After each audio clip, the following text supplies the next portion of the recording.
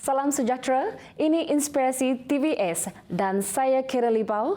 Kita mulakan dengan laporan ini.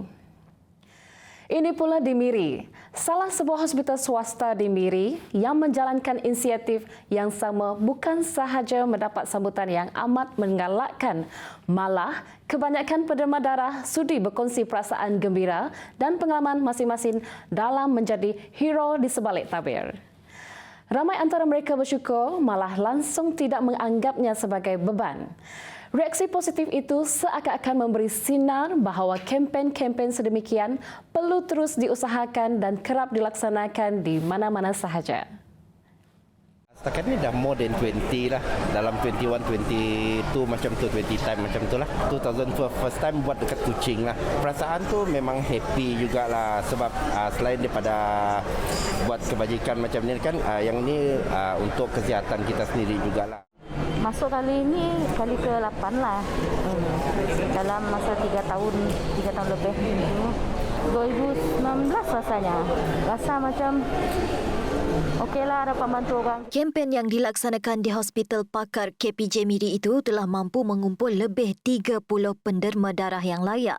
Pengurus Besar Hospital Pakar KPJ Miri, Dennis Saving Boniface berkata, setiap kali kempen dilaksanakan, masyarakat di Miri tidak pernah jemu memberi sokongan. Bagaimanapun, beliau mengakui stok darah yang diderma tidak pernah mencukupi untuk kegunaan pesakit yang memerlukan. Even before pandemic and during pandemic, the stock of blood has never been enough.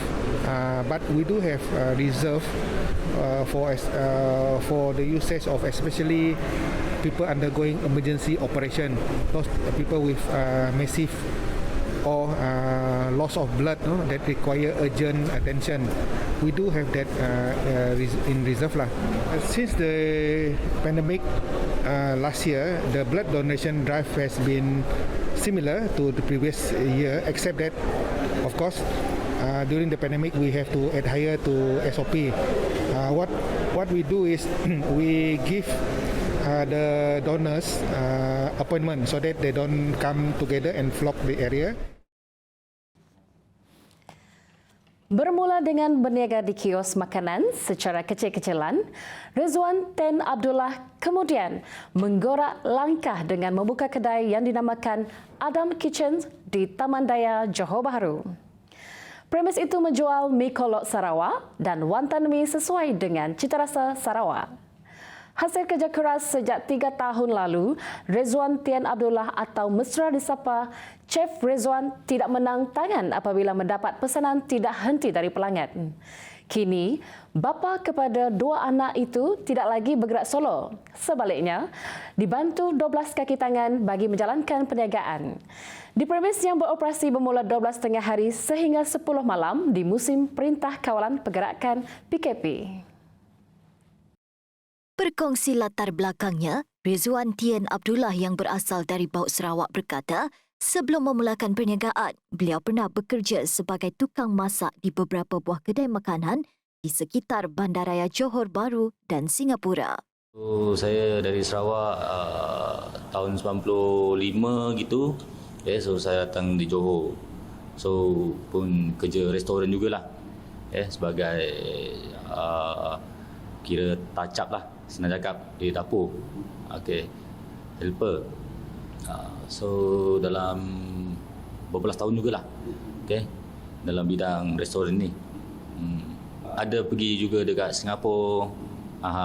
Dalam Singapura pun dalam 4-5 tahun. So barulah kita balik sini lagi di Johor, sambung balik lagi kerja restoran juga. Minat mendalam terhadap bidang masakan mendorong anak kelahiran Sarawak ini berusaha untuk memulakan perniagaan sendiri. Menurutnya, dia lebih selesa berdikari dan sanggup menggunakan wang simpanannya sebagai modal permulaan untuk berniaga daripada meminta bantuan keluarga atau rakan terdekat. So bila dah smart kita dah tak berniaga, so kita pindah dekat sini. So lagi banyak lah menu kita. Lagi banyak. Macam mi kolok kita dah ada mi kolok beef, mi kolok original, mi kolok daging. So dim sum pun ada dalam 50 jenis lah. So Termasuk sekarang ada seafood, goreng-goreng. Selepas 3 tahun berniaga kios makanan secara kecil-kecilan dengan bantuan isteri, Chef Rizwan kini mampu menyewa 2 buah kedai dan berpindah lokasi. Meskipun peniaga makanan di sekitar Johor Bahru agak terkesan berikutan pelaksanaan PKP, namun ianya bukan alasan untuk melemahkan semangat untuk terus menjalankan perniagaan. Usaha mempromosikan produk tanpa henti menggunakan medium dalam talian akhirnya membuahkan hasil walaupun pada mulanya dia yang tidak yakin perniagaannya mampu bertahan. Rata-rata pelanggan berpuas hati dengan masakan yang dijual. Bagi perancangan masa depan, Chef Rizwan ingin membuka lebih banyak cawangan di sekitar Johor dan Sarawak khususnya. Makanan dia sedap, Chinese style, tapi kita orang boleh makan lah. Diterima orang Melayu kita masak kan untuk Chinese style. Kebanyakan makanannya mengikut cita rasa lah, boleh terima. Makanan di sini yang paling saya gemar lah makan ialah mi kolok. Sebab dekat sini saya memang susah nak jumpa mi kolok.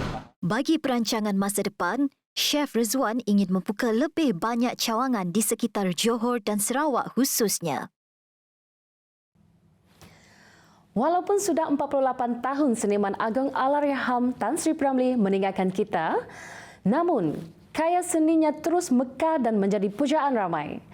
Bagi Arif Abu Bakar yang turut dikenali sebagai P. Ramlee Sarike, beliau menjadikan lagu seniman berkenaan sebagai sumber inspirasinya sehingga berjaya menjadi seorang anggota bomba. Bagi saya lah P. Ramlee itu seorang yang dilahirkan sebagai anugerah lah. Anugerah dari tiap-tiap bait lagunya, dari segi lakonan, nyanyian, sungguh menyentuh perasaan dan hati saya sebagai peminat P. Ramlee. Arif Abu Bakar, seorang anggota bomba yang bertugas di Balai Sarike, mengakui meminati Allahyarham Tan Sri P. Ramlee sejak kecil lagi. Beliau juga pernah menyertai bintang P. Ramlee dengan mendendangkan lagu Berkorban Apa Saja. Sehingga kini, lagu tersebut masih lagi menjadi inspirasi buatnya yang bertugas sebagai anggota barisan hadapan. Kepentingan sendiri tidak diingini. Itulah lagu P. Ramlee yang penuh dengan pengejaran untuk saya, iaitu lagu Berkorban Apa Saja. Dalam lagu beliau ini penuh dengan erti pengorbanan dan bait-bait kata yang penuh positif. Berkorban Apa Saja adalah lagu pilihan saya semasa pertandingan bintang P. Ramlee di Seri Aman dan mendapat Johan di ketika itu. Dan lagu ini juga sesuai dengan kerjaya saya sebagai anggota bomba untuk membantu orang awam dalam keadaan yang memerlukan.